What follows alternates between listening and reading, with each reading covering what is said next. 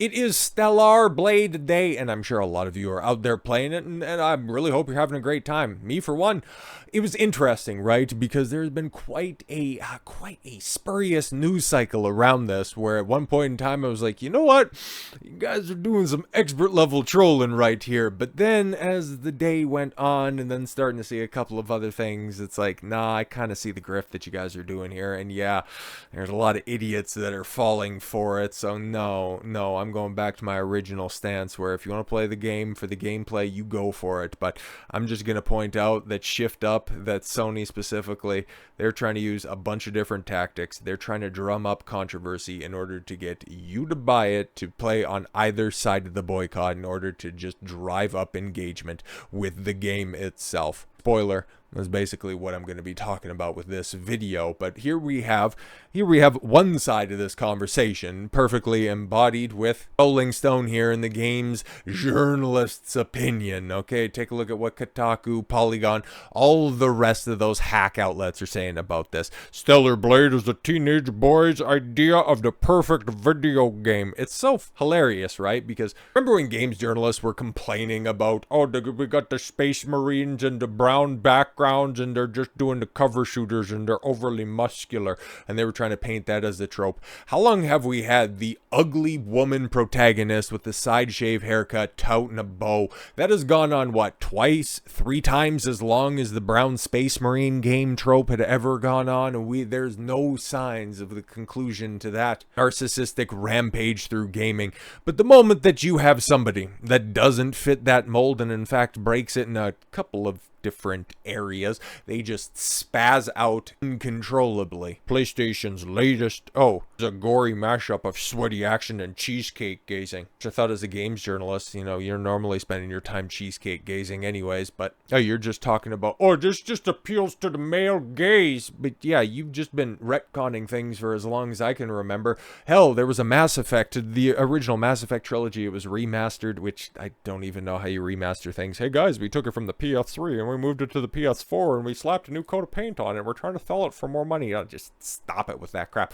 Just changing different angles so you don't see Miranda's great ass, big juicy ass in some of the Mass Effect 2 cutscenes. It's like, okay, cool, but has the gameplay improved, and do we have full controller support on the PC port? Because that's really what I care about. Modders will just go ahead and, I don't know, take off her entire spacesuit. It's like, people are crazy, right? Like, I don't really play games so that I can just simp over digital versions of characters. It's like, if that's actually what you wanted to do, if that's a character that you wanted to put on the screen, that's great. But if you're using it to just simply drive outrage in order to stimulate the overrepresented simp marketplace in gaming, it's like, I can't get behind that, because that's what I see with Stellar Blade. It's a Souls-like that would have just been a run-of-the-mill generic take on a well-worn genre and nobody would have cared about. But no, they just put a curvy Asian chick in it, and now all of a sudden you need to take a hardline stance on this game. And it's like, bro, nobody's gonna remember this game in a couple months time. Like, it's gonna come, it's go, it's gonna probably make a lot of money because of the outrage boycott cycle. You'll get while the getting's good.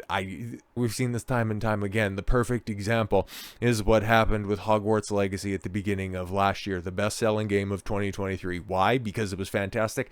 Absolutely not. Because there was controversy, and as we all know, controversy creates cash. Shout out Eric Bischoff. That'd be about the only time that I'd shout out that hack. But anyways, I just want to read a little bit of this Rolling Stones Cope and Seethe article. There was a point in the not too recent past where gaming was considered a hobby mostly targeted at teenage boys. Yeah, back when gaming, AAA gaming, was popular. Now you can take a look at indie gaming, and guess what? Because they cater to the audience, 2 best-selling games of this year so far, Pal World and Helldivers, know their audience, and they engage with them, and they don't try to tear them down. It's weird how that works, huh? Back when Tomb Raider's Lara Croft became a major magazine centerfold, and E3 gaming expos were more famous for their booth This is supposed to be a game review. This is a game review, right?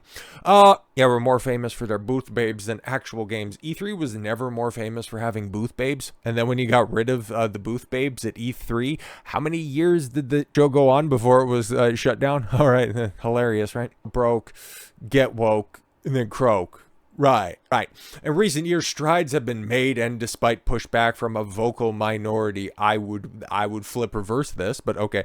Technology has brought us to a point where women in video games can actually look like, well, fat sacks of shit that you can see walking around on a western street. Disgusting, hideous creatures that you wouldn't want to get within 30 miles of, let alone have to stare at for 20 or 30 hours to get through a single player campaign. So you want to talk about a vocal minority? That's the vocal minority, because you take a look at the sales of those AAA games, brother, they're in the tank. Even when a good one comes along, Final Fantasy VII Rebirth, it ends up getting painted with the same broad brush that the rest of the hilariously awful industry does. You take a look at what Dragon's Dogma 2 has done earlier this year and the damage that did with their predatory microtransactions. The fighting games over the top of it, with Mortal Kombat and stupid Warner Brothers selling $5 fatalities, and Capcom once again selling $6 skins for Street Fighter 6. Like, it's absolutely ridiculous how they're trying to nickel and dime you, and yeah, they're the ones making these game journalist approved changes to their games. Meanwhile, like I said before, with Final Fantasy VII Rebirth, after you beat the game, a little bit of a spoiler, not really. You know that clip that went viral of Tifa and Aerith on the coast of Del Sol Beach and bikinis and everybody getting flustered over it and going, oh, it's not woke. And it's like, yeah, guess what? The game's not woke. Yeah, there's a big spoiler on that one. But yeah, after you complete the game and you run through with chapter select and all that stuff, you can pick any costume that you want. It's so much fun. It's great, and I'm getting ready to start my hard mode playthrough, pun not intended. I'm just also trying to clean up the battle simulator, which is legendarily hard, and can confirm it's difficult. It's a time sink. It's been a couple of weeks that I've been working on it. I'm getting through it. Haven't had a lot of time to do it, honestly. You know, it's not taking that long. It's just, you know, trying to find time here and there. But anyways, it seems like a Eastern pushback to a Western problem, facilitated by, oh, there it is again, the vocal minority. Every so often a game comes along that eschews modern sensibilities to utilize all of the industry's greatest tech in service of a clear vision. What if video games made you really, that's what you think this is? Okay, like, I'm not the biggest advocate of this game. I've covered it a couple of times because I think that the controversy around it is very interesting, obviously. And then also, I hate games journalists more than I hate chlamydia. The fact that they just continue to spurg out about one outlier just goes to show you how well. Okay, like, if you're on the outside looking in, if you're somebody who's against the games journalist type narrative, you need to go ahead and take a look at how well they try to gatekeep this industry, and you need to apply that tenfold against them. They're the vocal minority. They're out there telling you dumb things like Stellar Blade puts Eve in some incredibly stupid, sexy Eve that hurts the game's story. But despite how does it hurt the game's story? It's a costume. He's a bloody robot. Like, so dumb, but despite the forced sex appeal, I actually love her detailed design. Like, listen to this simp right here. We're not going to read this article at all, but just the byline, sex appeal doesn't have to be a random bikini. Yeah, he just likes her for her mind. Like, what are we doing here? You want to play the game?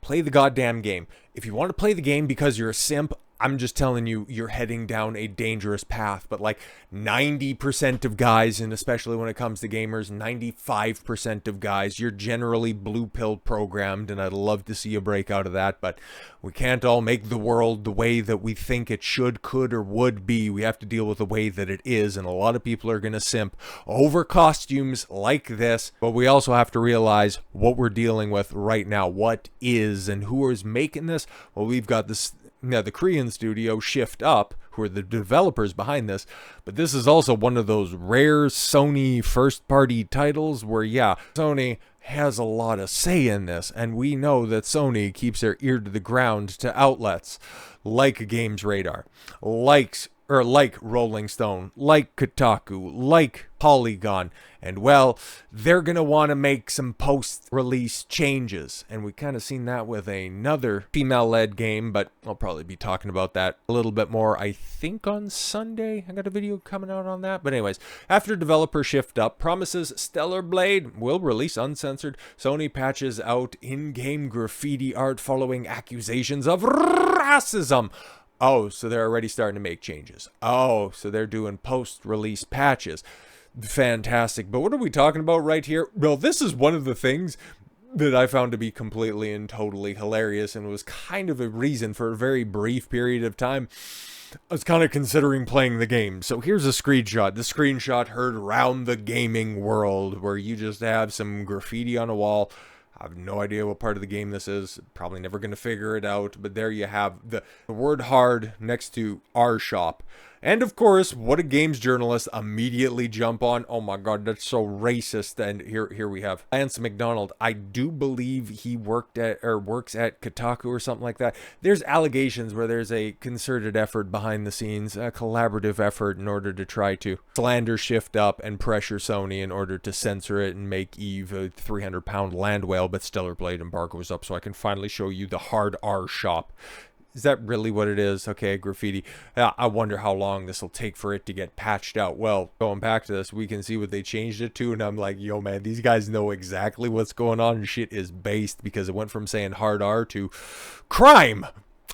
Interesting. It's like, come on, man. That's hilarious. But unfortunately, they didn't stop there when it comes to the changes, and that to me is a problem, okay? Because there you have Eve and another one of the scantily clad outfits, apparently called the Holiday Rabbit or something like that. I have no idea, nor do I really care about this borderline diabetic model. It's like, come on. You can see she has a gut in the first. Like, I don't really care, man. If you have the ideology of she got ass though, it's like, whatever, man. Okay, thick thighs saved lives. I don't really care. All of this shit is just, in general, so goddamn degenerate. I'm so past it. Okay, constantly thinking about, oh my god, women are hot. We need to protect women. Or hot women. It's like, okay, that's such a Coomer mindset that I don't even know what to do with anybody who unironically thinks that way. It's like, you go ahead and you stay over there. Like shit like this. I would never play the game.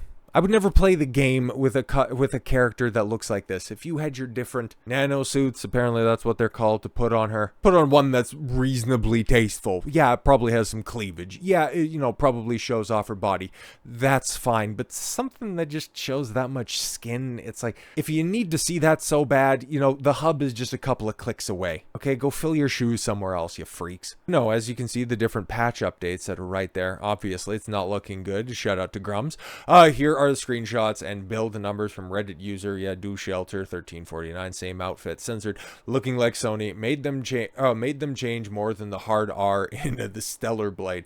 Yeah, so that's also leading me to think, okay, is Sony just trying to get this game out here over the weekend? Maybe give it a few days, a couple of days, maybe even a couple of weeks at this point in time. Try to maximize sales and then just start to claw back different features with the post-release patches. And again, I'll reference Final Fantasy VII Rebirth for all the speds that were out there saying, oh, the game went woke, they censored Tifa's cleavage. Well, there's reasons behind why they did that patch, okay? Mostly because of the smooth brains that are out there that couldn't understand subtlety with the final Aerith line in the game. And then also, because there's a lot of symbolism, and because there's a lot of imagery that connects to potential future events, they tried to make costumes line up with representations that they had from over 15 years ago in supplementary games. Gee, it's not so much that they're trying to erase attractive women. You guys are absolutely out of your mind, and this is where I've got to hold somebody that I normally agree with to task. And well, here we have heel versus babyface. Has Sony censored the hard R wall in Stellar Blade? Yes. Should they have done that? 100% no. I agree with him so far.